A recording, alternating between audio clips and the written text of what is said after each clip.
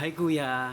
Ako nga pala si Tristan Jade Buen Salida, 28 years old from General Trias, Cavite.